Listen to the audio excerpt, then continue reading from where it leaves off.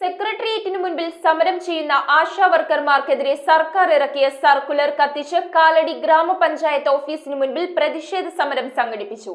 ASHA വർക്കർമാരെ പിന്തുണച്ചുകൊണ്ട് KPCC ആഹ്വാനം ചെയ്ത സമരം ബ്ലോക്ക് കോൺഗ്രസ് കമ്മിറ്റി മുൻ പ്രസിഡന്റ് സാംസൺ ചാക്കോ ഉദ്ഘാടനം ചെയ്തു. ശമ്പളം മുതലായ മറ്റ് ആനുകൂല്യങ്ങൾ വർദ്ധിപ്പിക്കണമെന്ന ആവശ്യമുന്നയിച്ചുകൊണ്ടാണ് കഴിഞ്ഞ 27 ദിവസങ്ങളിലായി ആശാ വർക്കർമാർ സെക്രട്ടേറിയറ്റിന് മുന്നിൽ സമരം ചെയ്യുന്നത്. സമരക്കാർക്കെതിരെ സർക്കാർ ഇറക്കിയ സർക്കുലർ കത്തിച്ചുകൊണ്ടാണ് കാലടി ഗ്രാമപഞ്ചായത്ത് ഓഫീസിന് മുന്നിൽ KPCCയുടെ ആഹ്വാനത്തിൽ സമരം നടന്നത്. കോൺഗ്രസ് കമ്മിറ്റി മുൻ പ്രസിഡന്റ് സാംസൺ ചാക്കോ സമരം ഉദ്ഘാടനം ചെയ്തു. മണ്ഡലം കോൺഗ്രസ് കമ്മിറ്റി പ്രസിഡന്റ് റെന്നി പാപ്പച്ചൻ അധ്യക്ഷത വഹിച്ചു. സർക്കാരിന്റെ ഭാഗത്ത് നിന്ന് ഒരു ദാക്ഷിണ്യം പോലും കാണിക്കാതെ അവർക്കെതിരെ ശക്തമായ ശിക്ഷണ നടപടികളുമായിട്ട് ഈ സർക്കാർ മുന്നോട്ട് പോവുകയാണ്.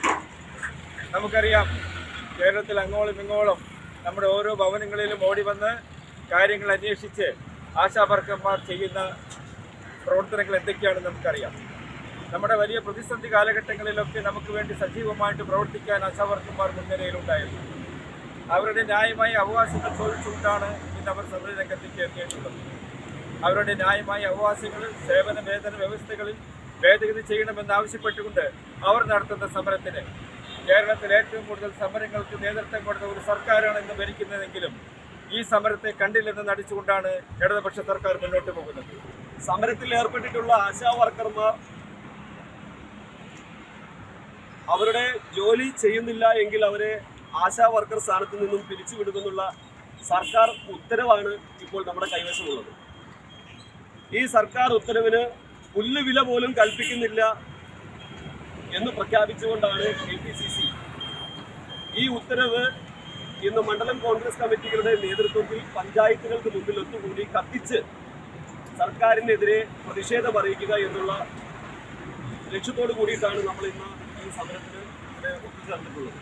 ചടങ്ങിൽ കാലടി ഗ്രാമപഞ്ചായത്ത് പ്രസിഡന്റ് ഷൈജൻ തോട്ടപ്പള്ളി, നേതാക്കളായ Bijoy Kudiyiruppil, Stephen Pattathi, Binoy Kooran, Siju Kallungal, Shantha Chacko, Ambika Balakrishnan, Renny Jose, Binoy Kooran, Shaji Puthussery, AA Yakob, Seena Devassikutty, Eldosi Abraham, Shiju AN, MP Antony, Joson Chacko, Devassikutty Thanathan, Chandraprakash, TK Velayudhan, Shantha Binu, Ambili Sreekumar, Shija Sebastian, Lekha Valsan, LB Denny, Alphonsa Jose, Viji Jijo എന്നിവർ സംസാരിച്ചു. തുച്ഛമായ വേതനം, അവർക്ക് ലഭിക്കുന്ന തുച്ഛമായ വേതനം ലഭിക്കുന്നതിനുള്ള നടപടിക്രമങ്ങൾ ലഘൂകരിക്കുക, അതോടൊപ്പം തന്നെ അവർക്ക് വിരമിക്കൽ ആനുകൂല്യം നൽകുക, ഇത്തരത്തിലുള്ള ആവശ്യങ്ങൾ ഉന്നയിച്ചാണ് ഇവർ സമരം നടത്തുക.